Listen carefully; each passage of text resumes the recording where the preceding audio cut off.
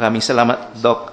Ang susunod na katanungan ay galing kay Phoebe Javier, RPN 9. Hi, sir. Dr. Tayag, can you expound, sir, on the Abacada program? Namimigay lang ba, sir, kayo ng OV larvae rats? And bakit, sir, sa Valenzuela, sir, unang nilaunch yun?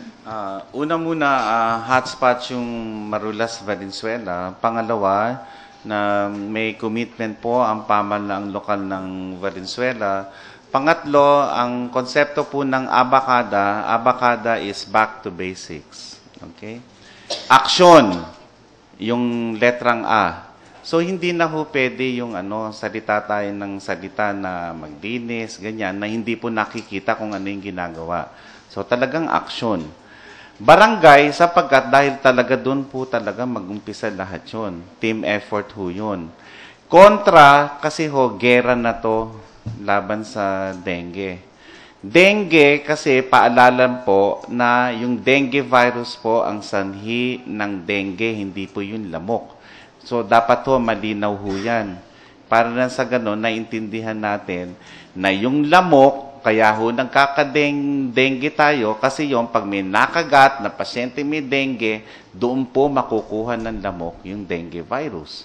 At yung lamok na yon na maghahanap pa ng ibang makakagat, maisasalin ngayon yung dengue virus. Kaya, aksyon barangay kontra dengue. So, palalaganapin ho yan natin, imo-monitor ho natin kung magiging maganda resulta po niyan. Ito po ay maaring ginagawa na sa ibang pamahalaang lokal. Yung nag-organize sila doon ng mga dengue brigade, ganyan. Kaya lang gusto namin organisado, sustainable, talagang may magvo-volunteer, malinaw kung anong gagawin. So, kompleto Ricardo siyan. Kung kailangan nilang mag-fogging, gagawin yon. Kung kailangan nilang maghanap ng mga pasyenteng may dengue sa lugar, gagawin nila yon. Kung kailangan nilang maglinis, tumulong sa paglinis, gagawin nila ho yun. So, kompleto Ricardo po yan. Tawagan naman natin si Ronaldo Quino ng DZRH. Question po for Dr. Tayag. Dr. Tayag, kumusta po ang supply natin ng dugo sa mga blood banks? Unang-una po, gusto naming linawin na ang cornerstone po ng treatment sa dengue ay fluid replacement. Okay? Marami kaming natatanggap na maraming gusto mag-donate ng dugo, lalo na ng platelets. Okay? Ang bagong guidelines po ng World Health Organization ay fluid replacement lang o fluid administration ay sapat na sa nakakaraming kaso ng dengue. Subalit, may ilang mga kaso na dahilan sa severe bleeding o hemorrhage, kailangan masalinan ng packed red blood cells o fresh whole blood. Dito, nangangailangan tayo ng steady supply ng dugo.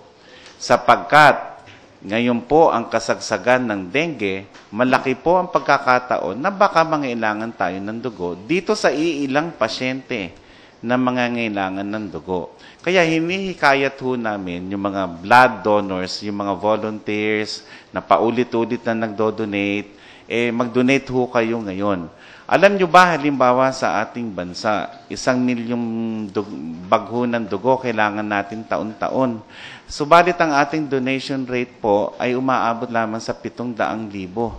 So meron tayong kakulangan 300,000. Tandaan nyo po, hindi lang sa dengue kailangan ng dugo, kailangan yan sa operasyon, sa cancer, sa mga nanganganak para maligtas natin yung mga nanay na sa pagdalang tao ay baka mamatay dahil sa naubusan ng dugo, komplikasyon ho ng pagbubuntisyon.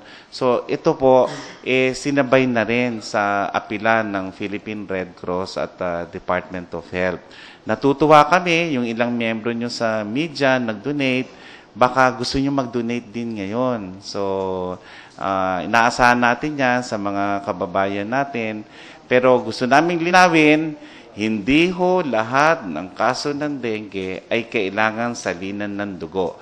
Bakit ho inuulit namin yan? Inuulit-ulit namin yan kasi ho, yung mga pasyente na natitingnan sa mga health center o malilit na ospital, pinadadala na kagad sa malalaking ospital. Kasi ang isip nila, baka kailanganing salinan ng dugo.